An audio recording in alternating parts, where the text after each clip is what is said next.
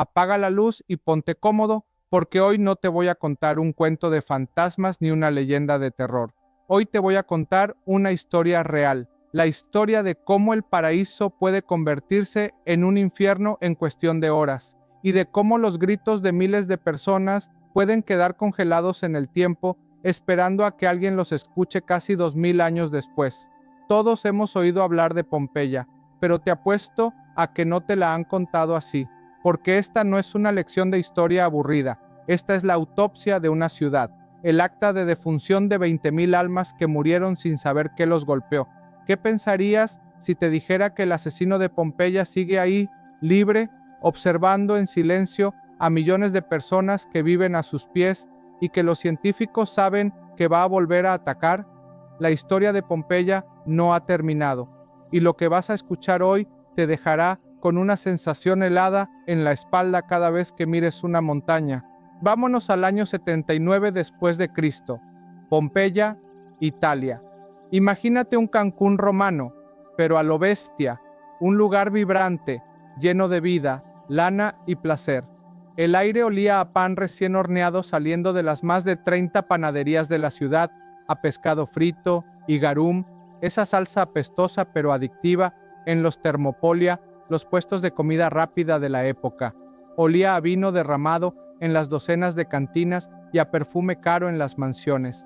Era una ciudad donde los ricos, como Julio Polibio, competían por ver quién tenía la casa más lujosa y donde los políticos dejaban grafitis en las paredes pidiendo el voto. La vida hervía en las calles de Pompeya. Los gladiadores, que eran los rockstars de la época, entrenaban en el anfiteatro para el próximo espectáculo sangriento. Los comerciantes gritaban sus ofertas en el foro, el corazón de la ciudad. Las termas, que eran los spas de hoy, estaban a reventar de gente chismeando, cerrando negocios y relajándose. Había burdeles con catálogos de servicios pintados en las paredes para que fueras eligiendo.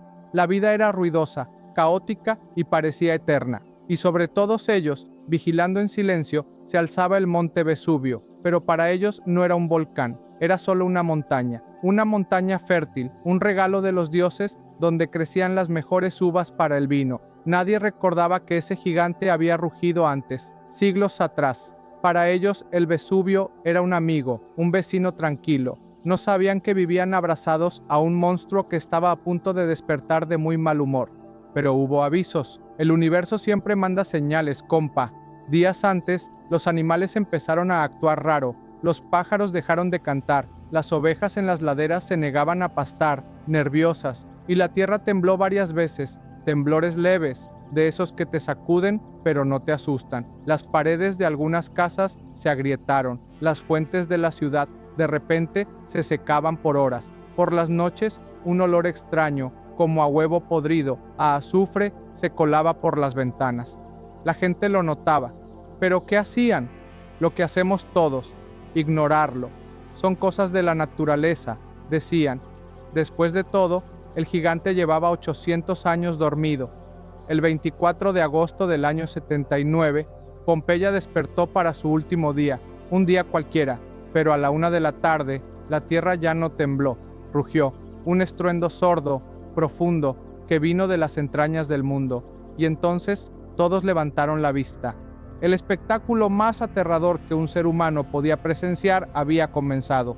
La cima del Vesubio explotó, una columna de humo negro, ceniza y rocas se disparó hacia el cielo a una velocidad supersónica. Se alzó 20, 30 kilómetros. Allá arriba, la nube se expandió, tomando la forma de un pino gigantesco y monstruoso, oscureciendo el sol.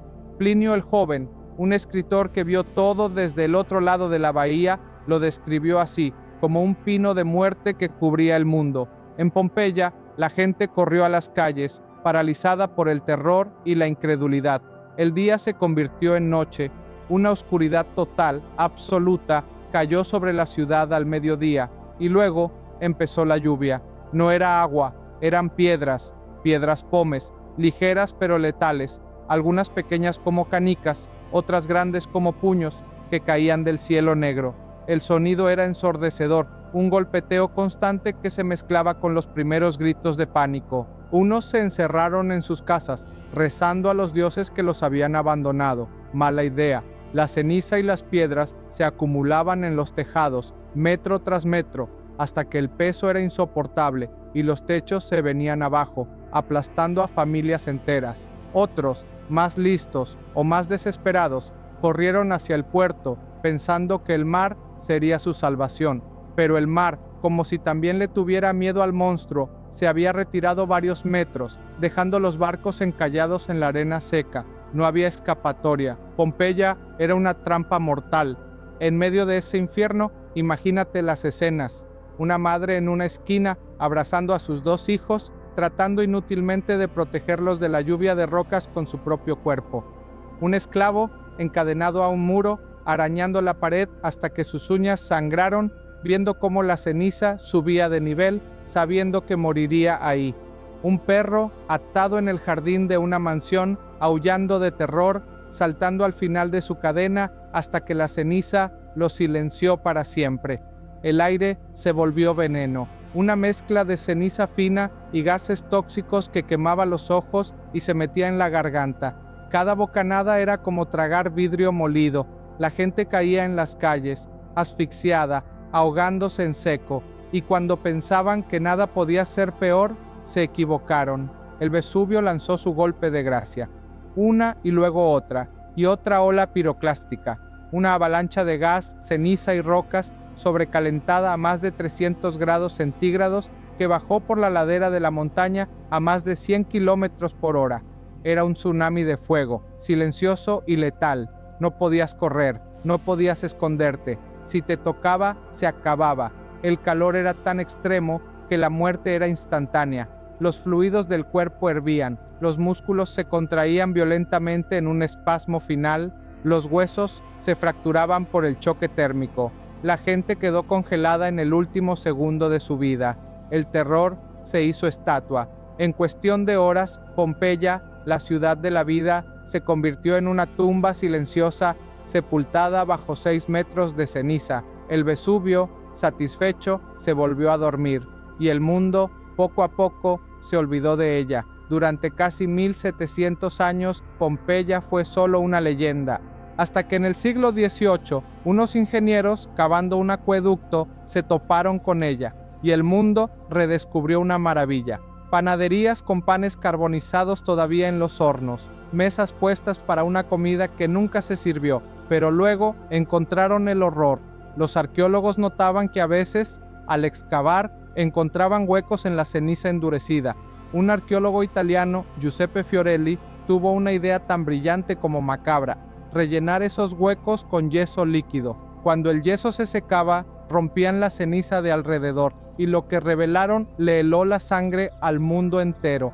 Eran ellos, los habitantes de Pompeya, moldes perfectos de sus cuerpos en el instante exacto de su muerte. Un hombre sentado, con la cabeza entre las manos, en una pose de desesperación absoluta. Una mujer embarazada, acostada de lado, protegiendo su vientre. Una figura conocida como el arriero, caída boca abajo junto a su mula. Y quizás los más famosos, los amantes de Pompeya, 2 figuras abrazadas en un último gesto de consuelo eterno. Cada molde es una historia, una tragedia individual dentro del apocalipsis. Hoy caminar por las calles de Pompeya es caminar entre fantasmas. Ves las panaderías, las cantinas, los burdeles, y de repente te topas con una vitrina que contiene el molde de un niño acurrucado, y se te revuelve el estómago. Te das cuenta de que no estás en un museo, estás en un cementerio. Pero la tragedia no es solo historia antigua, es una advertencia, porque el Vesubio sigue ahí, callado, observando a la moderna ciudad de Nápoles, con sus 3 millones de habitantes viviendo en la misma zona de peligro. Los vulcanólogos no se preguntan si volverá a despertar, se preguntan cuándo. Pompeya no fue solo una destrucción, fue una inmortalización brutal. Esos cuerpos de yeso nos muestran algo que ninguna ruina puede: el grito silencioso de los condenados, congelado en piedra y ceniza, un eco que casi 2000 años después nos sigue llegando. Y ese grito, compa, no es historia muerta, es una advertencia que sigue viva, porque el Vesubio calla, pero no está muerto, y tal vez, cuando vuelva a rugir, la humanidad escuche otra vez el mismo lamento, el grito de los condenados.